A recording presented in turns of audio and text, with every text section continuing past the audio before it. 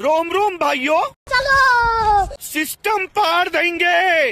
आज निघालो होतो आम्ही बुलढाणा. आता तुम्ही म्हणसाल रोजच काय बुलढाणा आम्हाला घर अंगण झालं, त्यामुळे थोडं पण काही काम असलं ना तर डायरेक्ट आम्ही बुलढाणा निघतो. आम्ही बुलढाण्यात येत नाही तर रस्त्यात विशाल भाई भेटला. त्यात भाईनं नवीन चप्पल गेली होती वाटतं. भाई म्हणे ये देख असली पुरे 250 की. म्हणलं या गोष्टीवर चहा झालाच पाहिजे. बात तो सही है.